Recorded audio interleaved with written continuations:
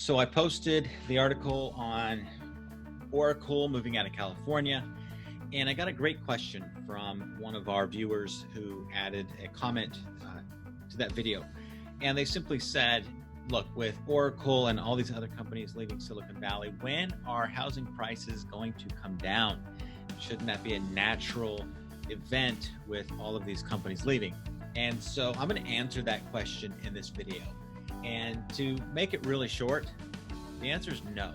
These big tech companies leaving California are not going to make housing more affordable.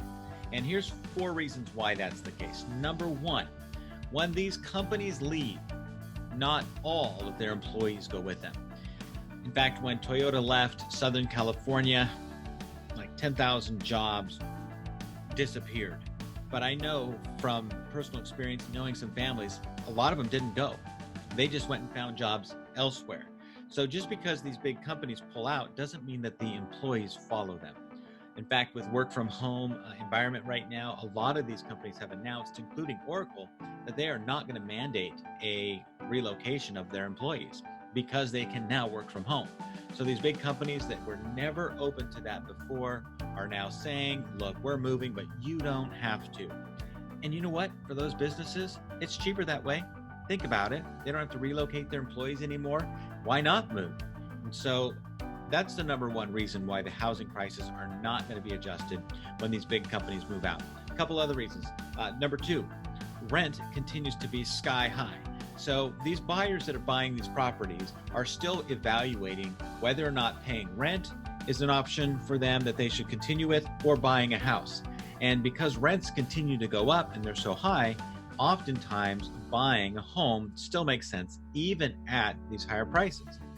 Reason number 3, that home prices are not going to go down when these companies leave. And that is because interest rates continue to remain low. And when you have low interest rates, that really answers the question for those that are renting that, hey, guess what? I can still have a house payment that is at or above slightly what I'm paying in rent, but I now own it and I can build equity over time, and I have additional write-offs like the interest. So that's reason number 3. And then reason number 4 is this: buyers always set the housing market prices. Right now it's a seller's market, but that's just a myth. It's never really a seller's market. That simply means that buyers are competing against other buyers to drive housing prices up. They're not competing against the sellers. Sellers can't just ask whatever they want for a property. No, they have to properly market a home, price it appropriately, and then buyers are fighting among buyers to drive those prices up, thereby making it a seller's market. But that is continuing because right now we have a lot of first-time home buyers that have been sitting on the sidelines, hoping and praying and waiting for home prices to come down. And now they realize, after renting or living with mom and dad for 5 or 6 years, that the time is now. Get out of the home, take your money that you've saved, and buy the house using today's low interest rates. I was working with a young couple. Both of them have great educations, and both of them have been saving money, and they're buying their first house, and they're able to buy an $815,000 house. They could have put 20% down, but they chose to put less than that down because interest rates are so low that all they were worried about was keeping that payment manageable. And for them, it was manageable.